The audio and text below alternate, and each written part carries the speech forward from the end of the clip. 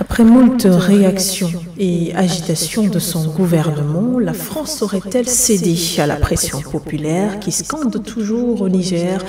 À bas la France, discrètement, Paris tente de négocier son départ du territoire nigérien, parlant de ses troupes militaires, notamment 1500 hommes, dans des bases militaires installées au Niger. Mais quelles sont ces modalités de retrait partiel, puisque Paris parle de certains éléments? Les autorités nigériennes ont dénoncé il y a un mois les accords de coopération militaire avec la France, même scénario qu'au Mali auparavant et au Burkina Faso. La résistance avait pourtant toujours été de mise. D'un pays à l'autre, la France se déplace. Cette fois-ci, ce serait pour le Tchad. Comment comprendre ces agissements de Paris? Dans la deuxième partie, nous reviendrons également sur l'actualité au Gabon. Celle-ci vous sera déroulée, évidemment, juste après la transition de la seconde partie de cette émission. Pour l'heure, nous sommes en compagnie de notre invité, le président Serge Espoir Matomba. Il est homme politique. Bonsoir et bienvenue. Bonsoir, Madame Bégoudé. Bonsoir à vos millions d'auditeurs et de téléspectateurs. C'est un plaisir de vous recevoir dans le cadre de ce programme et à votre regard panafricain, on soumettra toutes ces questions, histoire d'avoir justement plus ample détail. Et on revient pour les hostilités, ce sera juste après cette transition.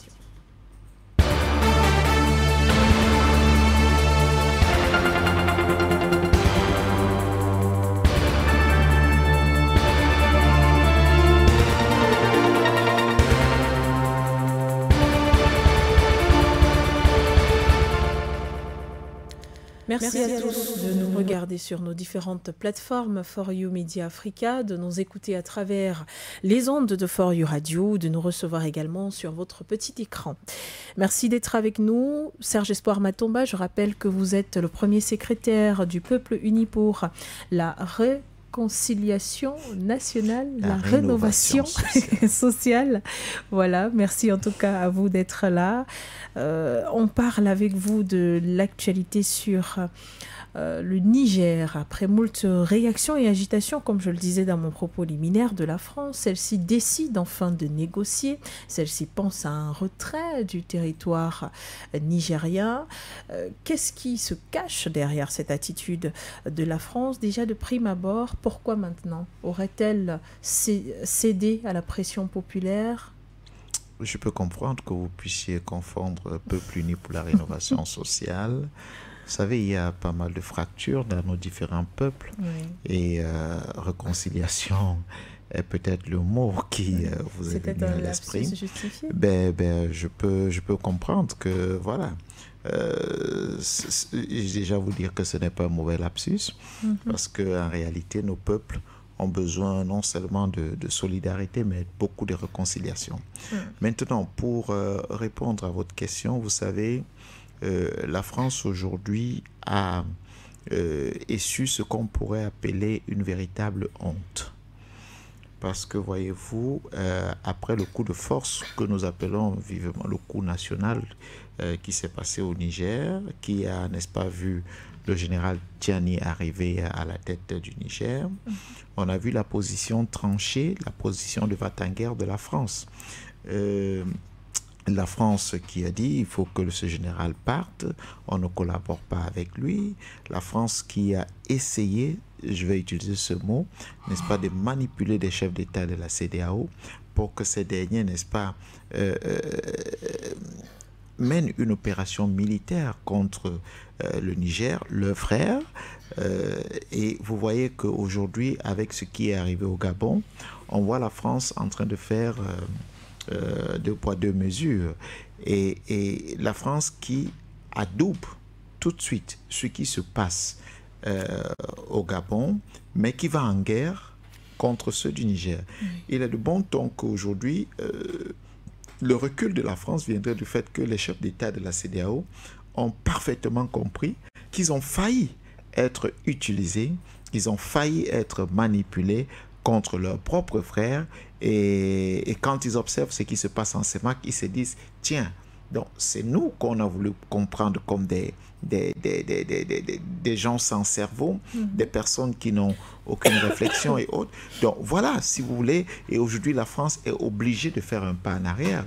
Nous avons dit depuis le départ qu'il n'y aura pas d'opération militaire contre, n'est-ce pas, une guerre contre les Nigériens et contre le Niger. Mais à côté de ça, il faut noter que le coup de force au Niger, que nous appelons coup d'État, est un coup d'abord révolutionnaire qui est porté par la population. Et vous voyez que chaque jour qui passe, vous avez des millions, pas des milliers, Madame Begoudé, des millions, n'est-ce pas, de Nigériens qui manifestent en faveur, n'est-ce pas, des autorités actuelles nigériennes et qui manifestent pour demander le départ, n'est-ce pas, de la France de ce pays-là et le départ des soldats français. Donc aujourd'hui, la France n'a pas de choix que de trouver, n'est-ce pas, une petite porte de sortie et essayer, n'est-ce pas, de parler déjà des négociations. Pourtant, c'était la France d'hier qui était catégorique, qui disait, qui donnait des injonctions carrément à un pays soit dit souverain, mais aujourd'hui vous comprenez que la position de la France est une position, ma foi, qui est une position de honte. On rappelle quand même qu'il y a plusieurs jours, la France disait encore que les autorités nigériennes sont illégitimes, et donc du fait qu'elles sont illégitimes, il n'y avait pas moyen de faire un quelconque accord ou alors de réagir aux différentes injonctions, mais aujourd'hui, on constate que Paris, discrètement, comme je le disais dans mon propos liminaire, essaye de discuter avec les autorités nigériennes. Ça a commencé déjà par une annonce du Premier ministre Ali Lamine Zeine qui a déclaré que les discussions étaient en cours pour le départ des troupes françaises. Ben écoutez, Madame, je ne sais pas le mandat qui a été donné à la France pour qu'elle soit un pays qui décrète la légitimité et l'illégitimité d'un autre pays. Vous savez, il n'y a aucun mandat qui est donné à ce pays-là pour dire vous êtes des autorités légitimes ou pas légitimes. Ça, c'est la première des choses. Ce qu'il faut noter, c'est que la France joue ses intérêts et son va-tout au Niger. La France, pour des raisons purement économiques, refuse de partir du Niger. Toutes les allégations, les excuses et tout ce que la France peut bien avancer contre les autorités nigériennes, c'est tout simplement pour gagner en temps et puis voir s'il y a, n'est-ce pas, la possibilité de négocier. Parce que vous savez, dans la négociation, il y a plusieurs formes. On peut vous mettre sous pression pour, n'est-ce pas, obtenir de vous ce qu'on veut. C'est-à-dire qu'on vient négocier par derrière pour obtenir ce qu'on veut de vous. On peut, n'est-ce pas, décider de négocier directement sur la table. Ça, c'est à partir du moment où on a confiance en ce qu'on fait. Mais dans le cas d'espèce, la France passe toujours derrière la table. La France n'a pas le courage de venir sur la table. Parce que, voyez-vous, quand on prend un exemple simple sur la coopération entre la France et le Niger, je ne parlerai pas des autres axes, parlons uniquement même des contrats qui lient le Niger et la France sur l'uranium. Vous voyez que ce n'est même pas un contrat de dupe qui avait été signé, mais c'est tout sauf un contrat. C'est tout sauf un contrat. C'est-à-dire que la France était en train d'arracher publiquement, aux yeux de tout le monde, n'est-ce pas, ce qui appartenait ou ce qui appartient au Niger. Parce que là, on ne dirait même pas que... c'est même... vous savez, c'est trop dire lorsqu'on dit ils achetaient à 4 000 au lieu de 137 000 et tout. Non, la France arrachait de force ce qui appartient à un État. Donc, à partir de là, vous pouvez voir que la France ne saurait avoir le courage de revenir sur une table pour négocier avec ce pays. Avec quel visage? Donc, la France doit passer par soit des partenaires externes, soit des partenaires internes, comme elle sait bien le faire, soit utiliser d'autres mécanismes. La force pour dire, bon voilà, vous êtes, nous sommes là pour vous aider, vous êtes dans autant de choses. C'est pour dire, Madame Begoudé, qu'aujourd'hui la France est confrontée, n'est-ce pas, à une véritable réalité. La population nigérienne, comme la population africaine, n'est plus dupe, elle a accepté de prendre ses responsabilités en main. Et les autorités sont obligées de suivre la volonté populaire. Parce que je vais vous dire une chose, ce n'est pas le général Tiani qui demande n'est-ce pas, aux Nigériens de descendre dans les rues, de manifester devant la base militaire française ou devant l'ambassade de France. Ce n'est pas lui qui demande, c'est le peuple nigérien qui se lève. Donc aujourd'hui, le général Tiani a en face de lui un peuple qui est déterminé, n'est-ce pas, à avoir des solutions à ces problèmes. Donc voilà, et il est obligé de marcher en fonction du peuple. C'est là qu'on parle de véritable légitimité. Vous savez, quand le peuple est en harmonie, n'est-ce pas, avec ses dirigeants ont donc la légitimité nécessaire pour agir pour ce peuple-là. Merci Serge Espoir Matomba. La France qui se dédie, puisqu'il y a exactement 24 heures, Catherine Colonna, la ministre des Affaires étrangères du côté de la France, a déclaré que la France, Paris, n'avait pas à se plier aux injonctions d'un ministre qui est illégitime et qui donc de facto n'a aucun droit de s'adresser à ce pouvoir. Mais pire encore, elle balayait du revers de la main les manifestations qui se font actuellement au Niger en disant que c'est pas parce que quelques 3 ou 5 000 Nigériens marchent dans la rue que ça signifie qu'il y a forcément un impact sur les relations entre la France et l'Afrique, la France et le Niger. Écoutez, c'est de leur droit d'utiliser toutes les méthodes d'intimidation, des méthodes de communication qu'ils ont pour essayer de démontrer que leur position est la bonne. C'est du droit de la France d'utiliser ces méthodes, mais c'est aussi du droit des Nigériens de ne pas accepter ce qui vient de la France, de ne pas accepter les injonctions qui viennent de la France, de ne même pas vouloir la reconnaissance de la France. Parce qu'il y a une chose qu'il faut dire.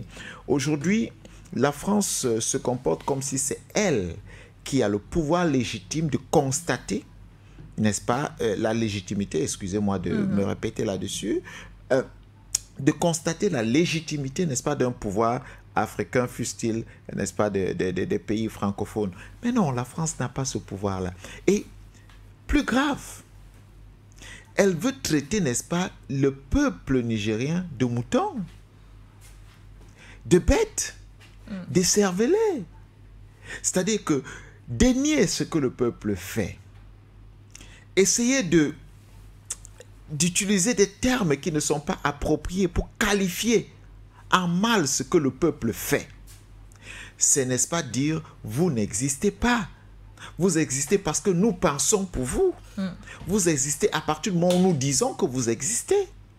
Ce qui se passe au Niger aujourd'hui est une réalité, Madame Begoudé. Est une réalité qui est palpable. C'est du concret. C'est un peuple qui s'est levé.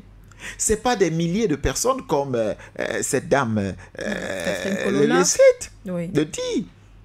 C'est des millions de personnes qui manifestent. Et il faut au moins respecter cela. Ce n'est pas cette France qui nous parle de démocratie, le respect de l'opinion, le respect, la liberté d'expression, la liberté d'opinion. D'où vient le fait qu'elle qualifie, n'est-ce pas, de néfaste une opinion qui s'exprime parce que ce sont des Africains qui l'expriment? D'où vient ce fait? Donc il est important de dire aujourd'hui, et puis les Africains doivent comprendre que personne, ils n'ont plus besoin de la reconnaissance, ils n'ont pas besoin, autant pour moi, de la reconnaissance de la France pour travailler, pour agir, pour se mouvoir. On n'a pas besoin, les Nigériens n'ont pas besoin de la reconnaissance de la France. Si la France veut garder des relations avec le peuple nigérien, elle le gardera. Si et seulement si le peuple nigérien le désire. Mais si le peuple nigérien ne veut pas de relations avec la France, Madame Begoudé, il n'y aura pas de relations. Ce n'est pas le fait qu'un le souhaite que l'autre forcément le désirera. Non, ce n'est pas ce fait. Donc il est important de dire aujourd'hui, les Français, la ministre, le président français, ils sont libres de penser ce qu'ils veulent. Les Nigériens sont libres de faire ce qu'ils veulent et de penser aussi ce qu'ils veulent. Mais l'un ne doit pas avoir la prétention de vouloir chosifier l'autre, de mépriser l'autre, en qualifiant de tous les noms d'oiseaux l'autre parce qu'il exprime son opinion ou il exprime son ras-le-bol. Donc il est important que la France apprenne à se respecter, n'est-ce pas, les Noirs, les Africains, si elle ne parvient plus à se respecter elle-même. Sinon, vous le savez, le respect, il s'impose. Nous allons arriver à imposer le respect. Est-ce qu'on peut dire que c'est justement ce qui se passe au Niger, Serge Espoir Matomba? Les autorités nigériennes sont en train Ce début de rétropédalage vous montre à suffisance que le respect, les autorités nigériennes gagnent du respect. Le rétropédalage, la France vous montre cela. Qu'il y a le respect qui s'impose désormais. Et comme la France n'aime que la force, c'est aussi un moyen d'expression de force qui s'exprime là. C'est le peuple qui parle. Et la France est obligée de se plier. Madame Bégoudé, n'oubliez pas cette France-là a près de 1500 hommes au Niger. Ça veut dire que la France, qui a plus besoin de ces hommes en France, les déporte dans un pays et on leur demande de partir. Ils disent non, ils ne partent pas. Pour quelle raison? Non, nous sommes là pour votre sécurité. Mais les gens disent qu'ils n'en veulent pas.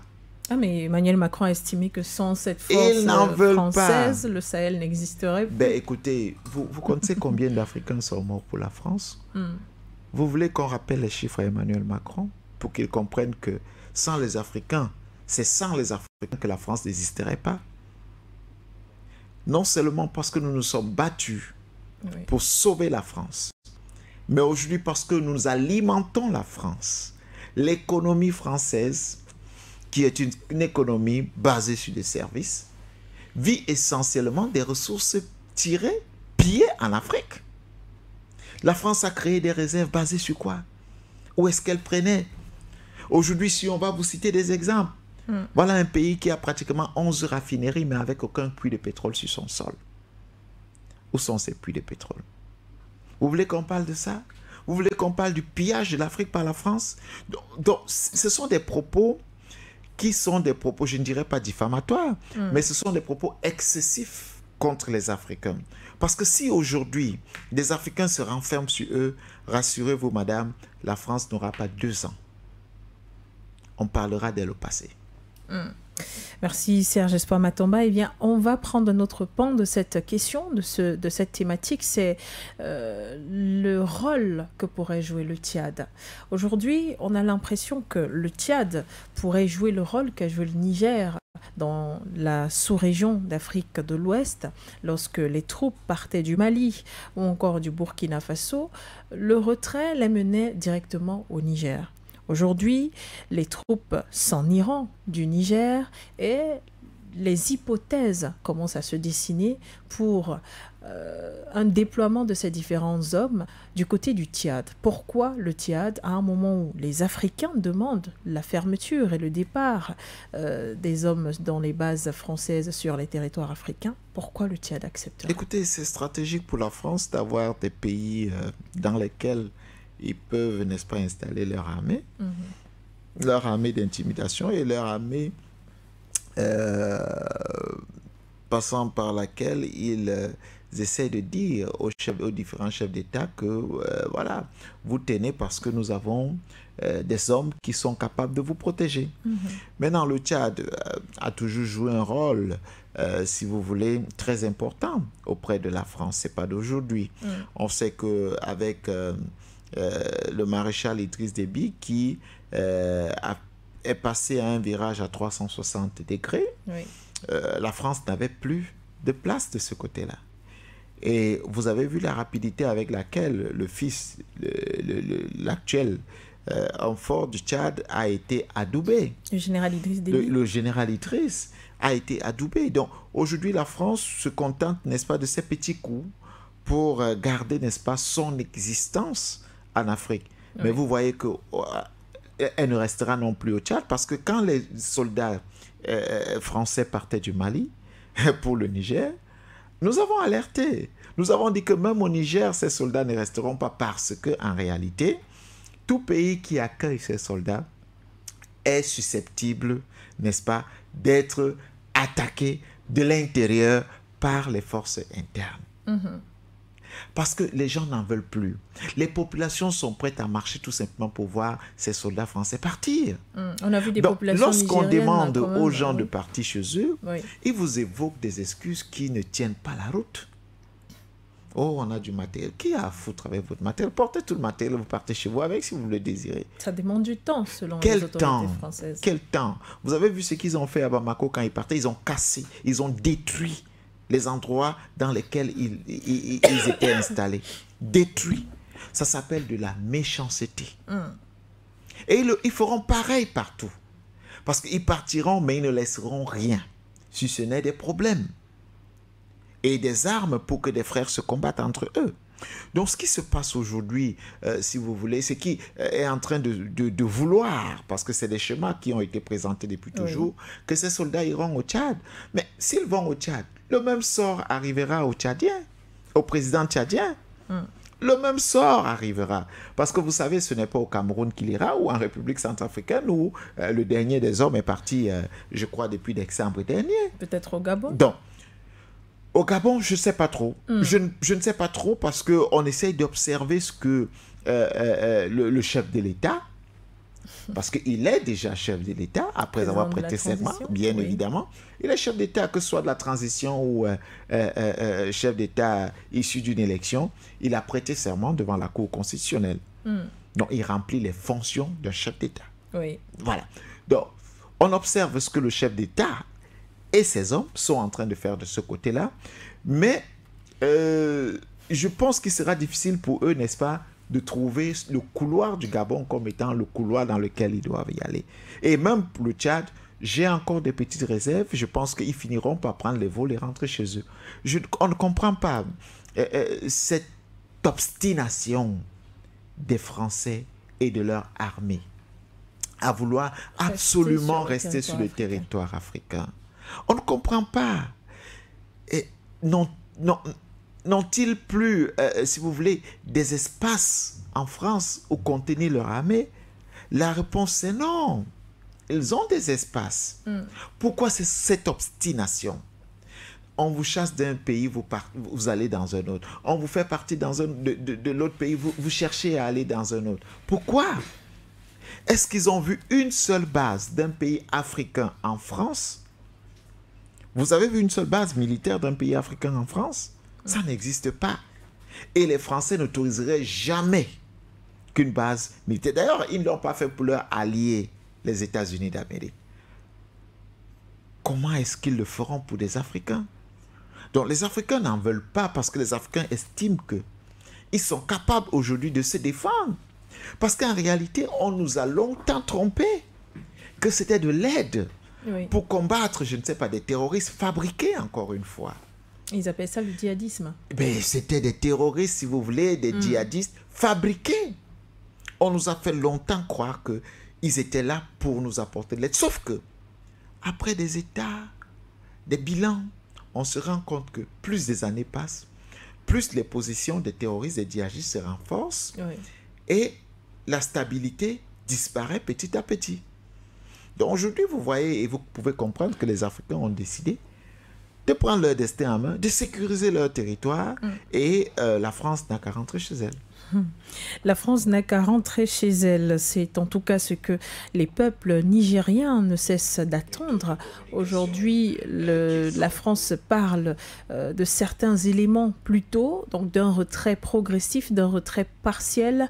Serge Espoir Matomba, c'est tout le temps la même excuse sur tous les territoires africains, d'où les forces françaises se retrouvent justement chassées. C'est le cas actuellement en République démocratique du Congo. C'est vrai que là-bas, il s'agit carrément de la force onusienne, mais on parle toujours de retrait partiel, de matériel à recenser, toutes ces choses. On peut dire que c'est pour gagner du temps et après créer une situation sécuritaire délétère.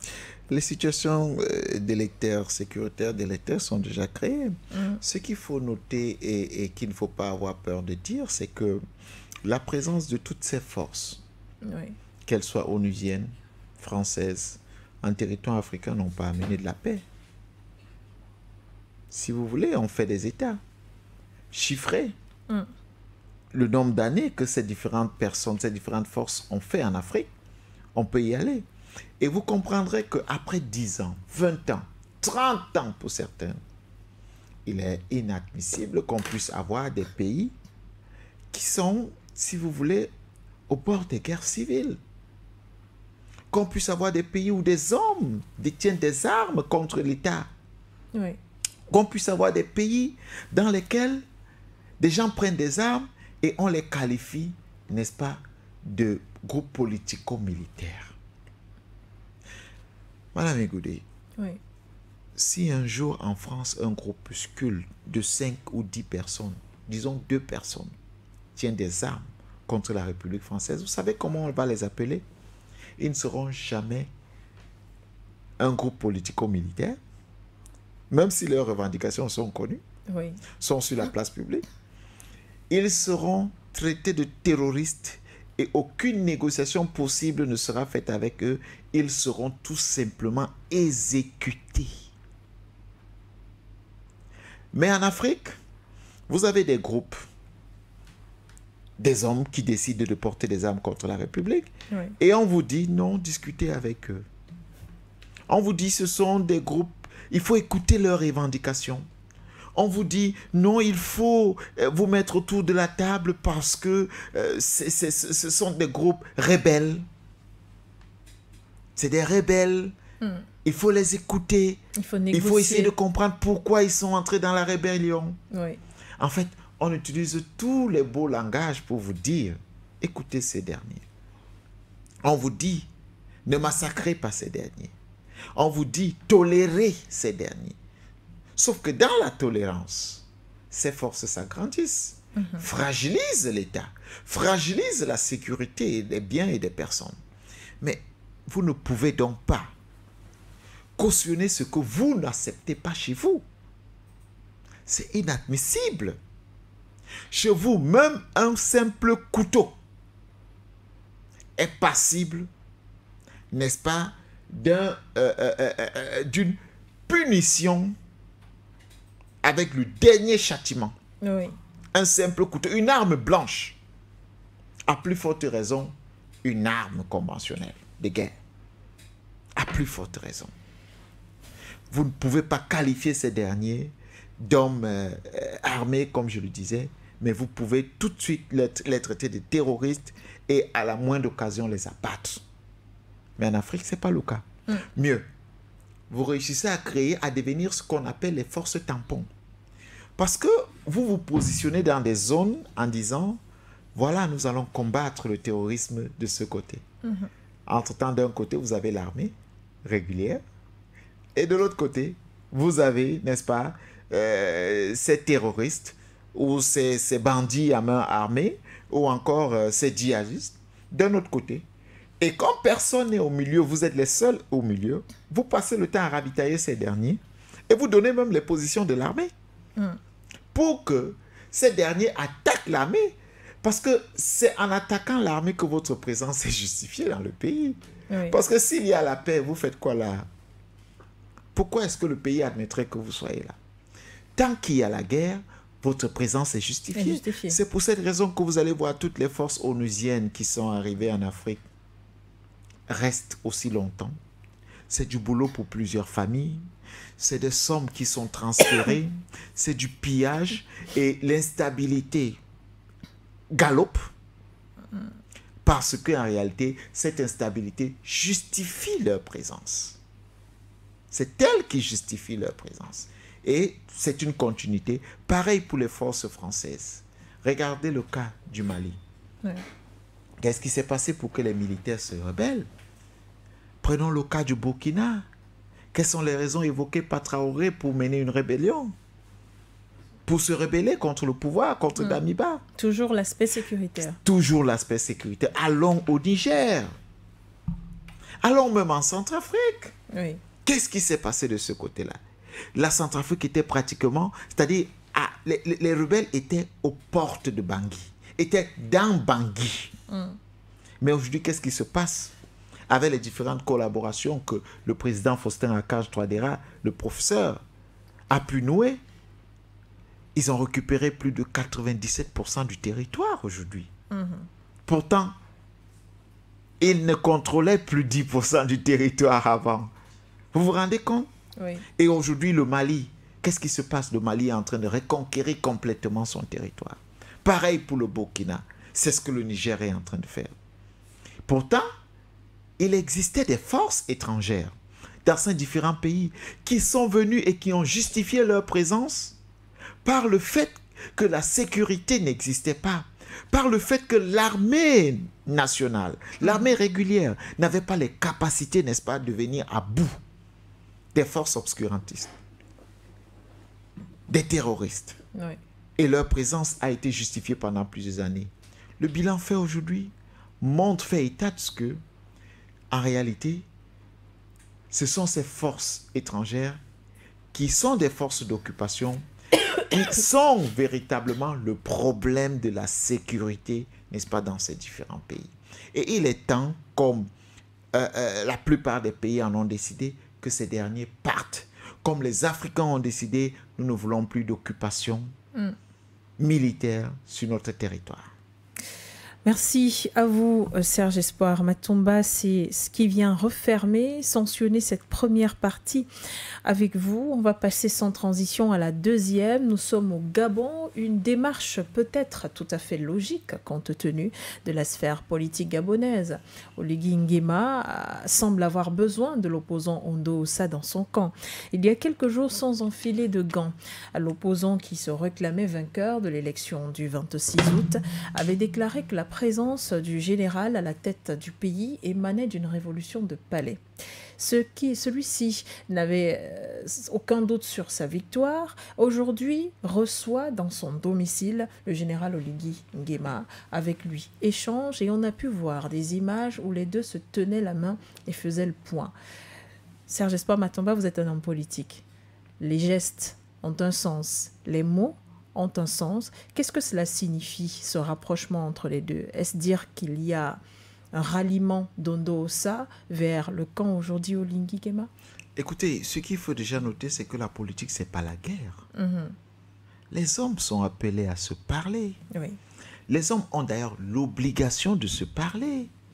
Les hommes ne sont pas des animaux.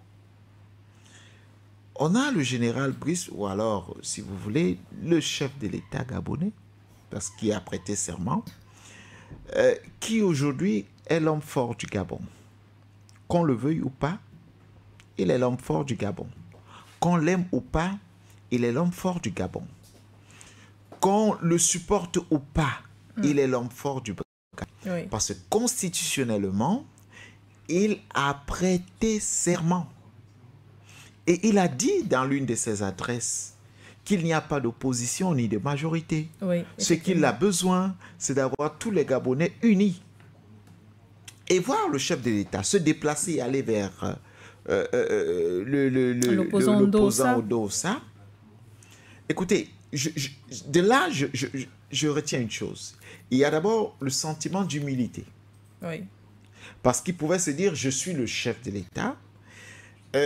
S'il veut, il vient me rencontrer, il peut demander une audience. S'il veut, si je veux, je peux le recevoir ou pas. Donc, ici, moi, je ne vois pas, je n'ai pas la lecture, n'est-ce pas, d'une sorte de ralliement d'un camp à un autre. J'ai la lecture de la palabre africaine, des hommes qui se parlent. Parce que c'est en fait ça, les Africains. Les Africains sont habitués, n'est-ce pas, à se parler. Et vous devez comprendre que à partir de ce moment-là, on a dit depuis le départ qu'on va observer ce général. On va observer ses faits et gestes. C'est vrai que jusqu'à aujourd'hui, il y a beaucoup de faits d'annonces qui sont des annonces quelquefois à saluer, mais dont on se dit, si ces annonces se réalisent à 50%, ce serait déjà une victoire. Parce qu'en réalité, qu'est-ce qu'on attend? Ou alors qu'est-ce qu'on veut? C'est que les Gabonais et les Gabonaises vivent dans des meilleures conditions, soient fiers d'appartenir au Gabon. C'est que les Africains disent, nous sommes fiers d'avoir le Gabon comme pays en Afrique.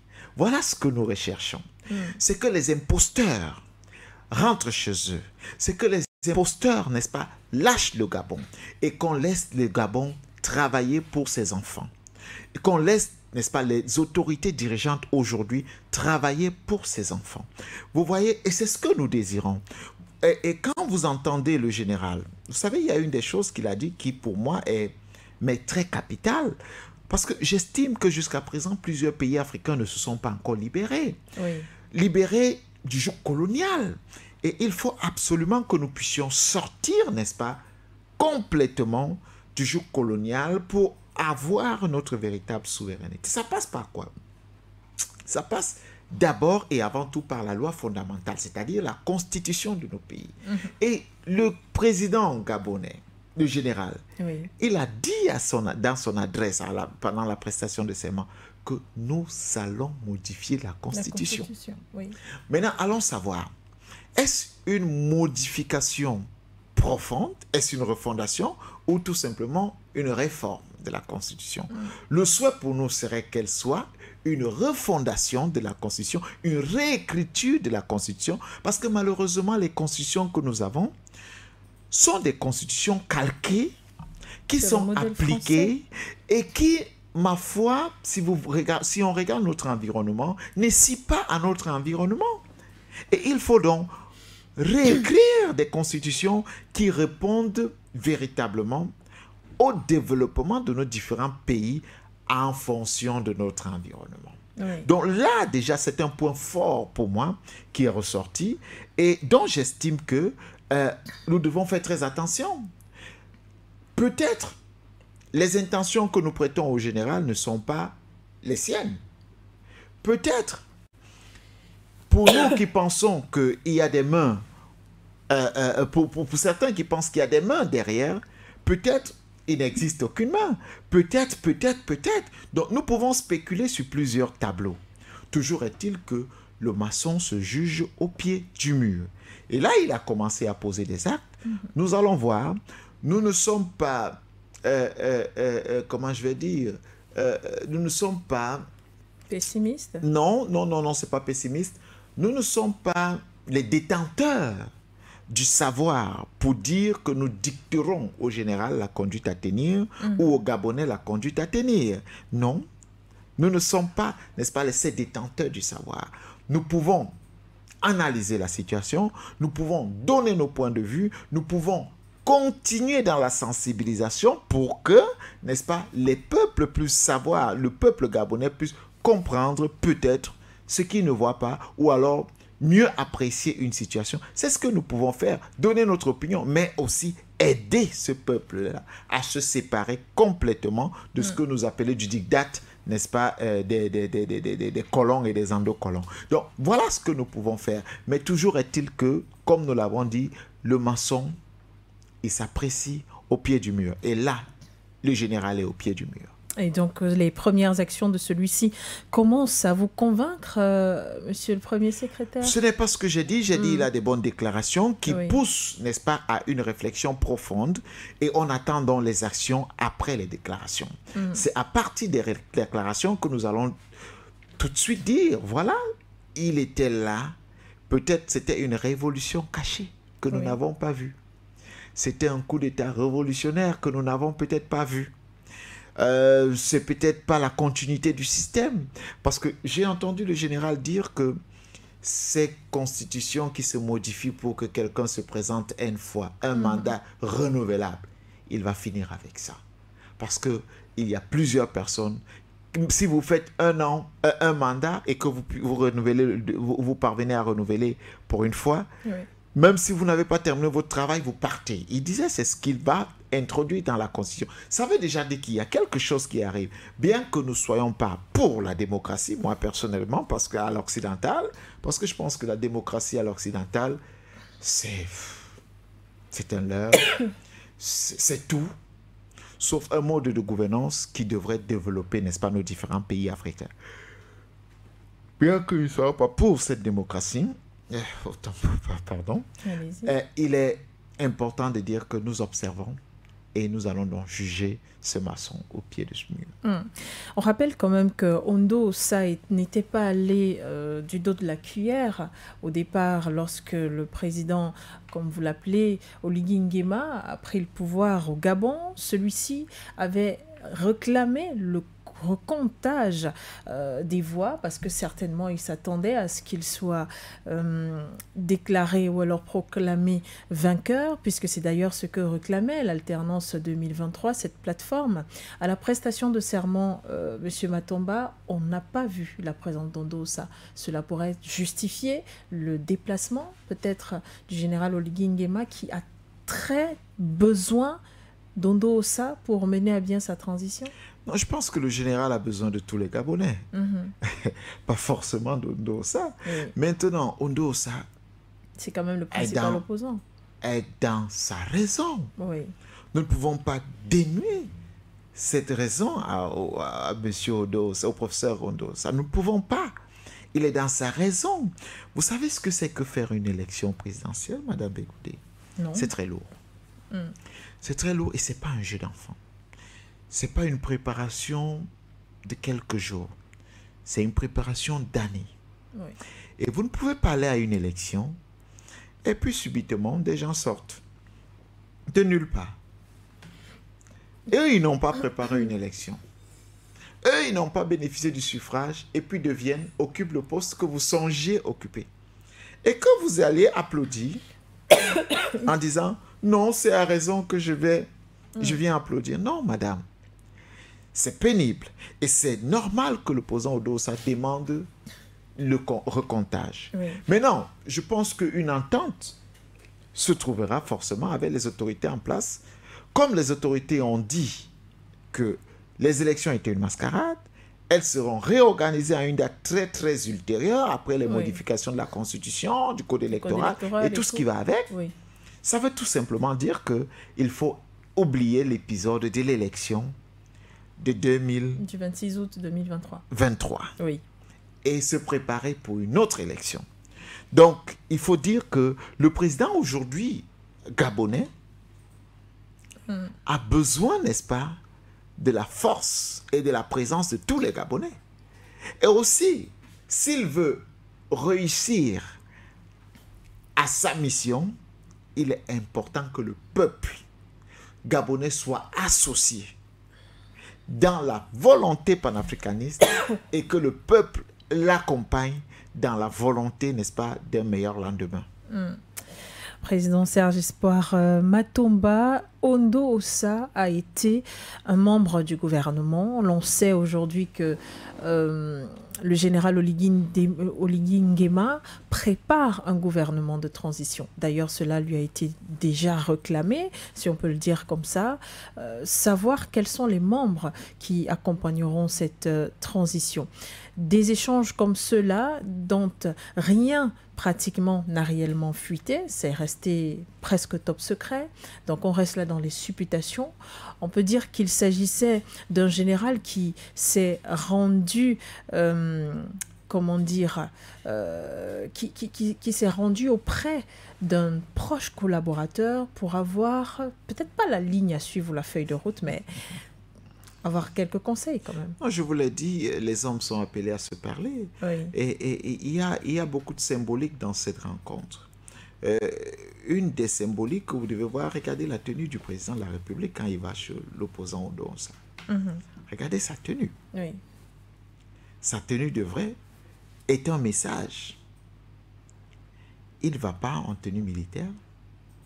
Il ne va pas dans des grandes vestes et bien d'autres pour aller le rencontrer. Il va discuter.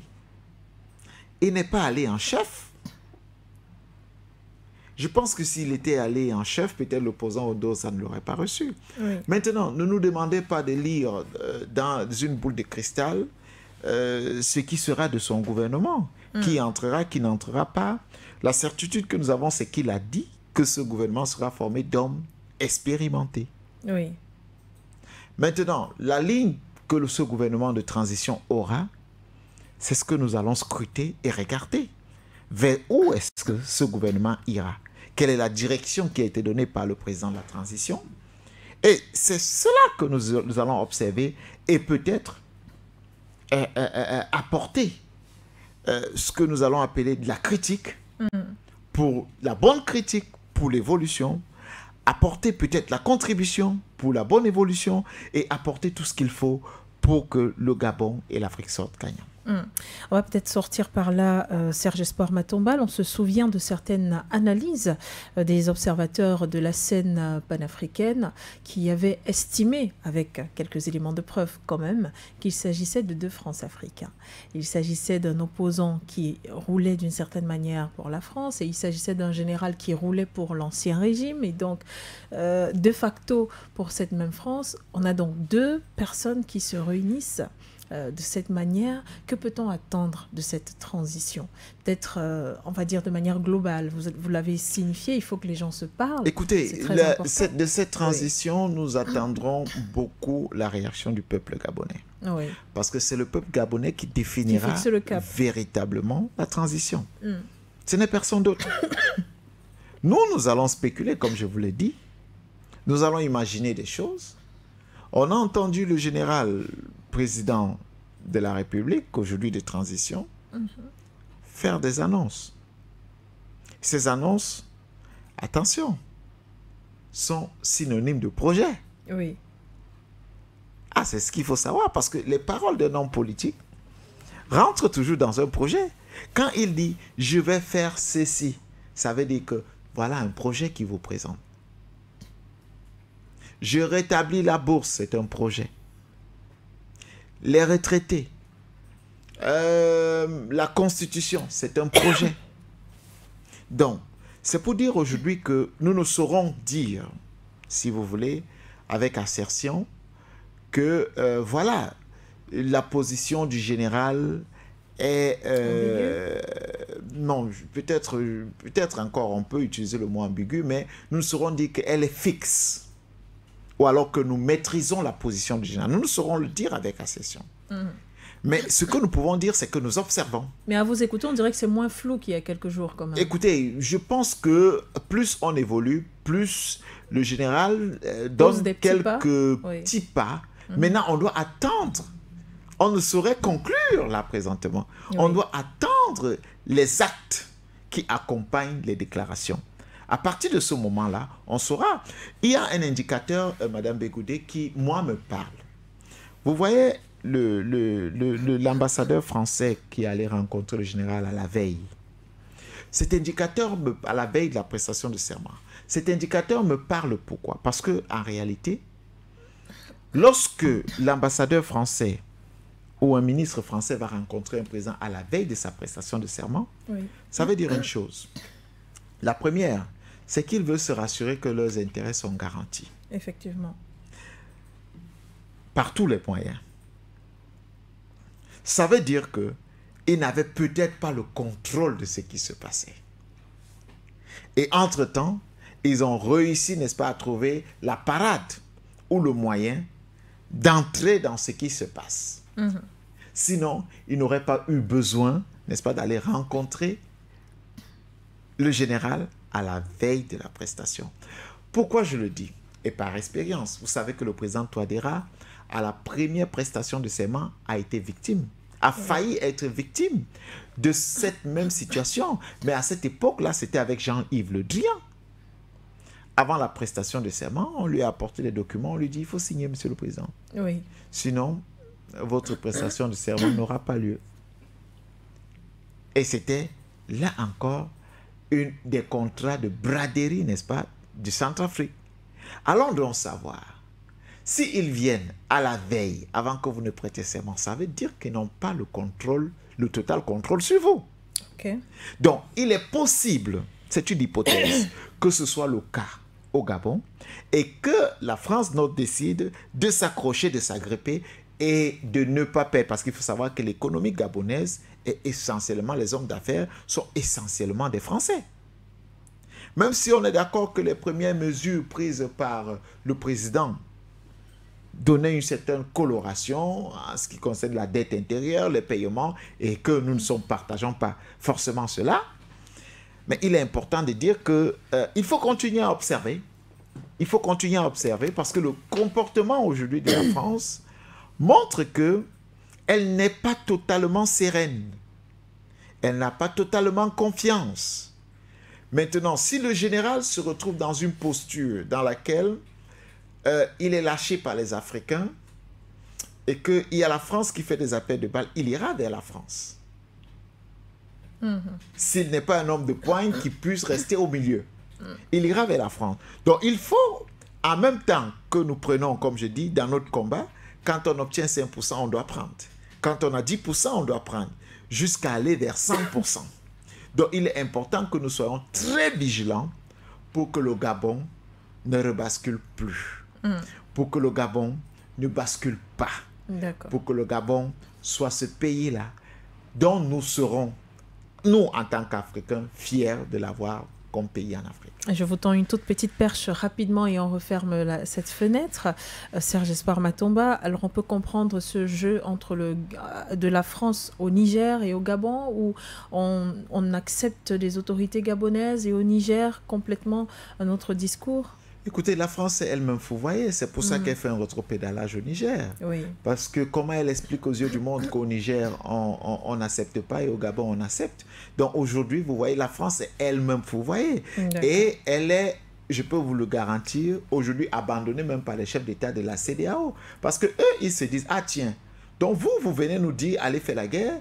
Au chef de l'État de la CEMAC, vous écrivez un courrier que vous leur donnez de publier. Ils publient un courrier qui n'a rien à voir avec la guerre. Vous acceptez ça et vous nous envoyez ici au champ. Donc, je pense que la France est obligée là de faire un rétropédalage comme elle est en train de faire au Niger et elle finira par partir, par quitter tout simplement. Parce qu'en réalité, c'est elle qui perd en s'attêtant.